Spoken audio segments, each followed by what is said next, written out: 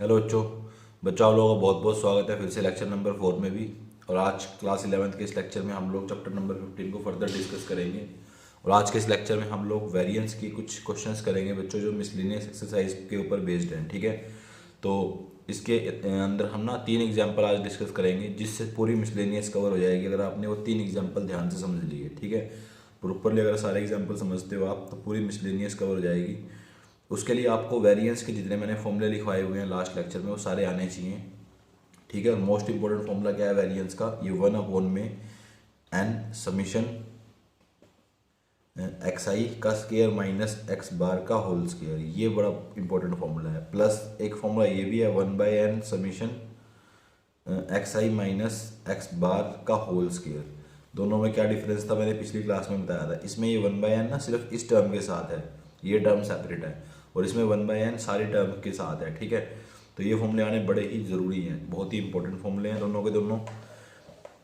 उसके बाद हम लोग सबसे पहले एग्जाम्पल नंबर 16 डिस्कस करेंगे। एग्जाम्पल नंबर 16 आप लोग निकाल लो अपने साथ साथ।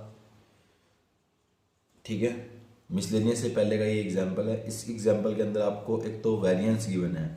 वेरिएंस आपको कितना गिवन है, 5 गिवन है। ठीक है, उसने बोला है कि कुछ टर्म्स आपको दे रखी है, उनका वेरिएंस 5 है, और वो कहता है कि अगर आप सारी टर्म्स को 2 से मल्टीप्लाई कर देते हो, 2 से मल्टीप्लाई कर देते हो और हर एक टर्म को, तो कह रहा है वेरिएंस फिर पे क्या इफेक्ट पड़ेगा फिर उसके बाद। ठीक है, हर एक टर्म को 2 से मल्टीप्लाई करने के बाद वेरिएंस पे क्या इफेक्ट पड़ेगा, ये उसका क्वेश्चन है। तो बड़ा ही सिंपल सा क्वेश्चन है ये। थोड़ी सी इंक गिर गई है, तो चलिए देखते हैं। तो वेरिएंस हमें कितना गिवन है, सबसे पहले वो लिखते हैं 5 गिवन है। ठीक है, वेरिएंस अगर 5 गिवन है तो टर्म को देखो, ओल्डर टर्म को हम एक्स आई से डिनोट करेंगे, ओल्ड टर्म्स आएंगी। और नई टर्म कैसे आएंगी, नई टर्म आएंगी इसको 2 से मल्टीप्लाई करने के बाद, उसको हम वाई आई से डिनोट कर देंगे। ठीक है, इतना ध्यान रखना, इस क्वेश्चन में लिखते भी रहेंगे। तो वेरिएंस का फॉर्मूला होता है 1/, में एन समीशन पुरानी term x i square minus x bar का होल स्केयर, वो कितना है 5 है। ठीक है, इस चीज़ को हमने लिख लिया। अब एक चीज़ और दे रखी है इसके अंदर कि वो जो पुरानी टर्म है, नंबर ऑफ टर्म थी वो 20 थी, तो 20 एन की वैल्यू 20 पुट कर दी। इस इक्वेशन को फर्स्ट इक्वेशन मान लिया और यहीं पे छोड़ दिया। ठीक है, ये बड़ी इंपॉर्टेंट इक्वेशन है। अब हमने क्या किया कि हर एक टर्म को 2 से मल्टीप्लाई कर दिया, उसको नई टर्म का नाम दे दिया वाई आई। अब जो नया मीन आएगा वो कैसे आएगा, नई टर्म का सम करने के बाद अगर आप उसको नंबर ऑफ टर्म से डिवाइड करोगे, यानी एन से डिवाइड करोगे, तो आपके पास नया मीन आ जाएगा। ये टर्म क्या थी, किसके बराबर थी, 2xi के बराबर है। अपॉन में एन, 2 को बाहर निकाल सकते हो हर एक टर्म से, समीशन xi अपॉन में एन। और ये चीज़ क्या है, ये पुराना मीन है, इसको क्या लिखेंगे, पुराने मीन के बराबर लिखेंगे। ठीक है, तो जो नया मीन आया है वो एक्चुअली में क्या आ गया है, नया मीन आपका पुराने मीन का 2 टाइम आ गया है। ये देखो, ये भी बहुत इंपॉर्टेंट चीज़ है। इसके बाद नए वेरिएंस की बात करते हैं, तो सिग्मा स्केयर न्यू नया वेरिएंस, तो वो आएगा 1/, में एन समीशन नई टर्म का स्केयर माइनस नए मीन का होल स्केयर। ठीक है, तो ये आ गया 1/n समीशन वाई आई का मतलब है बच्चों, वाई आई का मतलब है 2xi उसका होल स्केयर माइनस वाई बार का मतलब है 2x बार उसका होल स्केयर। यहाँ से बच्चों आप क्या करोगे, इसके फर्दर 1/n तो है ही, ये आप यहाँ से 2 को बाहर निकालोगे तो 4xi का होल स्केयर माइनस 4x बार का होल स्केयर। फिर 4 को पूरी टर्म से बाहर निकाल लेना। जब आप पूरी टर्म से 4 को बाहर निकालोगे तो आपके पास बचेगा 1/n xi का स्केयर माइनस x बार का होल स्केयर। ठीक है, और इस चीज़ की वैल्यू आप फर्स्ट इक्वेशन से डाल सकते हो, कितनी है 5 है। देखो जरा ध्यान से, इस चीज़ की वैल्यू कितनी है 5, तो ये आ गया 4 × 5 यानी 20, ये आपका आंसर है। तो बड़ा ही ईजी था क्वेश्चन करने में, वैसे ज़्यादा डिफिकल्ट नहीं था। ठीक है, तो आपको पता चला होगा वेरिएंस आपको 5 दे रखा था, बोला था कि नई टर्म अगर 2 से मल्टीप्लाई कर दें हर एक टर्म को तो वेरिएंस पे क्या इफेक्ट पड़ेगा। तो अगर बच्चों देखो k से मल्टीप्लाई करते हैं तो वेरिएंस पे इफेक्ट पड़ता है k का square into old variance. New variance अगर किसी टर्म को k से मल्टीप्लाई कर देते हैं तो वेरिएंस पे ये इफेक्ट पड़ता है। ठीक है, इसको भी आप एक रिजल्ट के तौर पे याद रख लो। अगर आप किसी भी सारी पुरानी टर्म्स को k से मल्टीप्लाई कर देते हो, हर एक टर्म को k नंबर से मल्टीप्लाई कर देते हो, तो जो नया वेरिएंस आएगा वो k स्केयर टाइम होगा ओल्ड वेरिएंस के। वही तो हुआ है, देखो 2 से मल्टीप्लाई किया था तो वो क्या हो गया 2 का स्केयर यानी 4 टाइम हो गया ओल्ड वेरिएंस के। क्लियर। तो ये क्वेश्चन इतना ही था बच्चों। इसके बाद एक और इम्पोर्टेंट क्वेश्चन है, अगर आप सारे क्वेश्चन ये समझ जाते हो तो आपसे मिसलेनियस एक्सरसाइज इजीली हो जाएगी, ठीक है। वो आपने खुद ट्राई करनी है उसके बाद। तो इसके बाद नेक्स्ट क्वेश्चन है क्वेश्चन नंबर 17, ठीक है। क्वेश्चन नंबर 17 में आपको क्या क्या गिवन है वो ज़रा देखो।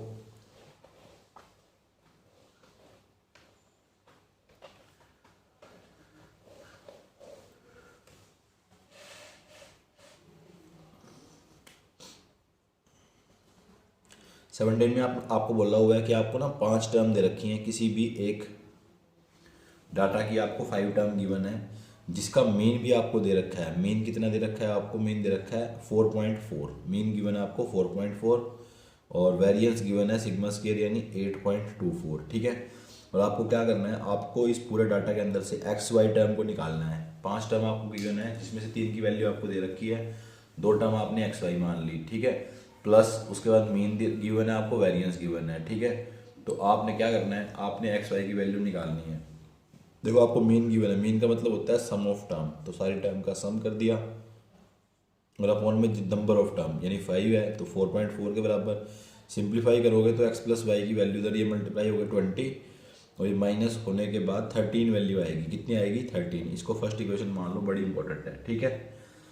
उसके बाद बच्चों आपने क्या करना है, इसका वेरिएंस भी सोल्व करना है। 1/n समीशन एक्स आई का स्केयर माइनस एक्स बार का whole square is equal to 8.24 है, ठीक है।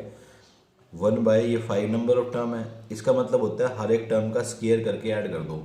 तो हर टर्म का स्केयर कर करके ऐड करना है आपने, हर टर्म का स्केयर करके ऐड कर दो। आप कर दिया आपने ऐड, फिर माइनस का साइन है, फिर मीन लिखा हुआ है।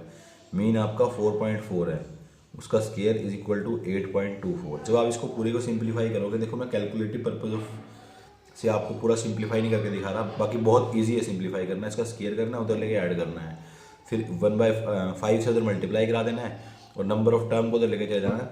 आपने सिर्फ इधर एक्स स्केयर वाई स्केयर रखना है। जब आप इसको इधर रखोगे ना तो आपके पास आएगा मेरे ख्याल से 97 के अराउंड, ठीक है। तो ये भी बड़ी इंपॉर्टेंट चीज़ है, 97 के अराउंड आपके पास आएगा, ठीक है। उसके बाद आपने करना क्या है, एक तो आपने इसका स्केयर करना है both side. Square both side जब आप इसका करोगे तो ये आएगा एक्स स्केयर और वाई स्केयर, इधर आ जाएगा 2xy इज इक्वल टू 196। जब आपने दोनों तरफ स्केयर किया, ओपन किया स्केयर को, इसकी वैल्यू कितनी आई है? 97 आ गई है। देखो इधर से इसकी वैल्यू 97 है और 2xy 169, 2xy की वैल्यू कितनी आई है? 72 आ गई है। ये वैल्यू भी बड़ी इंपॉर्टेंट है सोल्व करने के पर्पज से, ठीक है। तो आपने क्या करना है, इधर इसको 2xy से सब्ट्रैक्ट कर दो दोनों तरफ, तो ये आ गया x square plus y square minus 2xy, इधर भी माइनस 2xy की जगह पे यहाँ पे 72 लिख देते हैं, एक ही बात है। ये बन गया आपका x माइनस वाई का होल स्केयर और इधर से सब्ट्रैक्ट होने के बाद आपके पास आ जाएगा 25, ठीक है। और ये x प्लस वाई की वैल्यू आ गई है plus minus 25, sorry plus minus 5, दो वैल्यू आ गई हैं। एक तो आपके पास ये फर्स्ट इक्वेशन है और एक ये आपके पास सेकंड इक्वेशन है। इनसे आपने एक्स वाई को सोल्व करना है, ठीक है। एक्स प्लस वाई 13 है, x minus y plus minus 5 है। एक बार 5 ले लेना, एक बार माइनस 5 ले लेना, ठीक है। और आपकी मर्जी है, एक वैल्यू भी लोगे तब भी काम चल जाएगा आपका। अगर एक भी वैल्यू लेते हो ना तब भी आपका सेम आंसर आएगा, दोनों वैल्यू लेते हो तब भी आपके आंसर वही आएंगे, सेम ही आएंगे, ठीक है। तो आप सिंपल ये वैल्यू लेकर भी इक्वेट कर सकते हो। फर्स्ट और सेकंड इक्वेशन को सोल्व करने से, फर्स्ट और सेकंड सोल्व करने से एक्स की वैल्यू 4 और वाई की वैल्यू कितनी आएगी? 9 आएगी, ठीक है। अगर आप माइनस के लेके सोल्व करते हो, माइनस को लेके सोल्व करते हो तो आपके पास ये वैल्यू आएंगी, माइनस लेके सोल्व कर रहे हो, प्लस लेके सोल्व कर रहे हो तो एक्स 9 आ जाएगा और वाई 4 आ जाएगा। इस तरीके से इतना ही फर्क पड़ेगा, आगे पीछे हो जाएंगे ये वैल्यू। मतलब जो बाकी की दो टर्म बची हुई हैं वो आपकी 4 और 9 है, इतना आपको पता चल गया है। हो सकता है पहले वाली 4 हो दूसरे वाली 9 हो सकता है पहले वाली 9 हो दूसरे वाली 4 हो, लेकिन एक टर्म 4 है एक टर्म 9 है, इतना क्लियर है, ठीक है। उम्मीद है आपको ये क्वेश्चन अच्छे से समझ में आ गया होगा। कोई भी डाउट कोई भी प्रॉब्लम है तो आप मुझसे संपर्क भी कर सकते हो, ठीक है। आपको पता है ये संपर्क करने का क्या तरीका है। इस क्वेश्चन को अच्छे से नोट करना बच्चों, बहुत ही इंपॉर्टेंट क्वेश्चन है, ठीक है।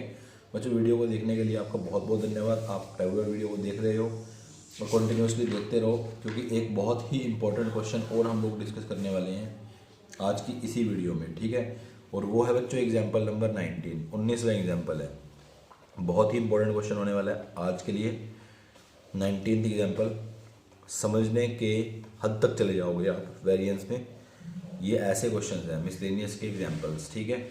प्लस आपको जो मिसलेनियस एक्सरसाइज है उसको करने में भी पूरी हेल्प करेंगे, सारे क्वेश्चन आपसे हो जाएंगे अगर आपने ये 3 एग्जाम्पल अच्छे से समझ लिए तो। ठीक है, तो क्वेश्चन नंबर 19 को देखते हैं।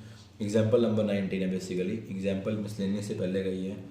आपको ये गिवन है कि आपके पास ना 100 टर्म थी, ठीक है, उनमें से उनका मीन आपको दे रखा है 40 मीन था उनका, और वेरिएंस था 5.1, ठीक है। लेकिन उनमें से ना एक टर्म गलती से गलत नोट हो गई थी, वो टर्म हमारी थी तो 40 लेकिन उन्होंने नोट कर ली थी 50, उसकी वजह से वेरिएंस और मीन गलत इनकरेक्ट हो गया, ठीक है। तो आपने बताना है कि अगर वो इनकरेक्ट टर्म यानी 50 वाली टर्म को हटा दिया जाए और 40 वाली टर्म को ले आए, वापिस से सही कर दें, करेक्ट कर दें, तो करेक्ट मीन और करेक्ट वेरिएंस आपने निकालना है, तब क्या निकलेगा। तो सबसे पहली बात आती है जो इनकरेक्ट मीन था, इनकरेक्ट मीन कितना गिवन है 40। इनकरेक्ट मीन कैसे आएगा, जो इनकरेक्ट सारी की सारी जो हमारी टर्म्स है उनका सम करा हमने, उसके अंदर एक इनकरेक्ट टर्म भी है, तो वो टोटल n से डिवाइड किया, यानी 100 टर्म थी उनसे डिवाइड किया, तो ये आपका मीन आया होगा इस तरीके से, ठीक है। फिर एक बात बताओ, अगर इनकरेक्ट समीशन xi हम निकालना चाहें, इनकरेक्ट टर्म्स का सम निकालना चाहें तो कितना आएगा, 4000 आ जाएगा। करेक्ट करने के लिए हमें क्या करना पड़ेगा, करेक्ट करने के लिए इसके अंदर हमें 40 ऐड करना पड़ेगा और 50 जो इनकरेक्ट टर्म थी उसको सब्ट्रैक्ट करना पड़ेगा। तो ये करेक्ट आ गया हमारे पास, यानी करेक्ट समीशन xi आ गया 3990, ठीक है। और करेक्ट मीन अगर आपने निकालना है तो कैसे निकालोगे, करेक्ट समीशन xi को अगर आप नंबर ऑफ टर्म यानी 100 से डिवाइड कर दोगे तो करेक्ट मीन आ जाएगा, यानी 3990 को आपने 100 से डिवाइड करना है, कट कटा के ये 39.9 आ जाएगा, ठीक है। तो ये आ चुका है आपके पास। उसके बाद आप निकालोगे वेरिएंस की, वेरिएंस की बारी आती है। वेरिएंस था हमें गिवन 5.1, लेकिन इसमें एक इनकरेक्ट टर्म जुड़ी हुई है। वेरिएंस का फॉर्मूला होता है, वेरिएंस है सॉरी, वेरिएंस नहीं स्टैंडर्ड डेविएशन है, माफ़ कीजिएगा, स्टैंडर्ड डेविएशन है। स्टैंडर्ड डेविएशन होता है सिग्मा, वेरिएंस होता है सिग्मा स्क्वायर, अंडर रूट करके आता है, तो अंडर रूट कर दिया हमने क्वांटिटी पे, ये आ गया 1000 और 100, और उसके बाद इनकरेक्ट समीशन xi का स्केयर हुआ होगा, माइनस इनकरेक्ट यहाँ पे मीन भी लगा होगा, उसका स्केयर करा होगा, तब वैल्यू 5.1 आई होगी, ठीक है। जो इनकरेक्ट वेरिएंस निकला वो इसी तरीके से निकला होगा। अब एक बात बताओ मुझे, स्केयर बोथ साइड करेंगे तो 1/100, तो आपके पास आ जाएगा यहाँ से स्केयर बोथ साइड करने पे ये इनकरेक्ट समीशन xi का स्केयर माइनस इनकरेक्ट मीन कितना था, स्टार्टिंग में लिखा हुआ ना 40 था, 40 का स्केयर कर देंगे यहाँ पे, ठीक है। अंदर भी स्केयर है, दोनों तरफ भी स्केयर किया तो ये आ गया 26.10, क्लियर। हमने निकाल दिया यहाँ से इनकरेक्ट समीशन xi का स्केयर, इस टर्म को उधर लेके चले गए, मल्टीप्लाई वगैरह कराया, पूरा कराने के बाद मेरे ख्याल से वो वैल्यू आएगी आपकी 162,601, ठीक है। ये वैल्यू मैंने निकाल रखी थी, लिख रखी थी पहले से, ठीक है। इसके बाद आपने ये चीज़ निकाल ली है, पूरा सिंप्लीफाई करके इसकी वैल्यू निकाल ली है आपने, मल्टीप्लाई वगैरह करा के। इसकी वैल्यू आने के बाद करेक्ट वाला कैसे बनाओगे आप, ये तो इनकरेक्ट है, करेक्ट इनकरेक्ट कैसे आया, ये हर एक टर्म का स्केयर ऐड किया है हमने, ठीक है। लेकिन जो करेक्ट बनाओगे आप उसमें हमें 40 का स्केयर तो ऐड करना है और 50 के स्केयर को सब्ट्रैक्ट करना है जो गलती से इसके अंदर ऐड हो चुका है पहले से ही, ठीक है। अब 40 के स्केयर को अगर इसमें ऐड करोगे, जो सही टर्म है हमारी उसके स्केयर को ऐड करोगे, और जो गलत टर्म नोट कर ली थी उसके स्केयर को सब्ट्रैक्ट करोगे, तो ये करेक्ट हो जाएगा समीशन xi का स्केयर। करने के बाद कैसे सोल्व करोगे, सिंप्लीफाई करोगे, तो आपके पास आंसर आएगा 161701, ठीक है। तो करेक्ट समीशन xi का स्केयर आ गया इतना, ठीक है। चलो आ चुका है।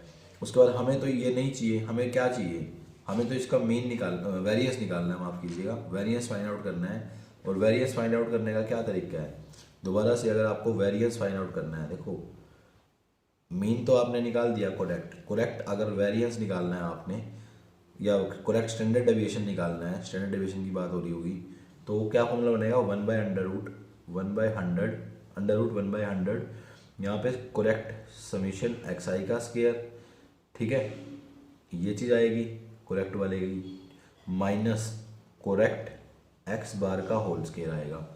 यानी ये सारी वैल्यू आप पुट कर लेना और सोल्व कर लेना। सोल्व करना थोड़ा सा मुश्किल ज़रूर है पर नामुमकिन नहीं है, ठीक है। और ये करेक्ट समीशन xi का स्केयर कितना आ गया, ये आ गया 161701, माइनस ये कितना था करेक्ट वाला 39.9 का होल स्केयर। इसको आप सिंप्लीफाई कर लेना, ये आपका करेक्ट स्टैंडर्ड डेविएशन आएगा। बच्चों में मानता हूँ क्वेश्चन बड़े टफ हैं, लेकिन अगर आप फॉर्मूले से समझते हो, कंसेप्ट से समझते हो, ठीक है, सही तरीके से सही कंसेप्ट का यूज़ करके समझते हो तो बड़े इजी भी हैं, ठीक है, बिल्कुल क्लियर कट क्वेश्चन हैं। उम्मीद है बच्चों आपको ये तीनों क्वेश्चन बहुत अच्छे से समझ में आ गए होंगे। फिर भी कोई डाउट है, कोई प्रॉब्लम अगर आपको आती है तो आप मेरे से संपर्क करो, मेरे से पूछो, ठीक है, मैं तैयार बैठा हूँ। बच्चों वीडियो को देखने के लिए आपका बहुत बहुत धन्यवाद। कंटिन्यूसली वीडियो को वॉच जरूर करें, साथ के साथ अपने नोट्स जरूर बनाएं, ठीक है बच्चों। Thank you, thanks a lot once again.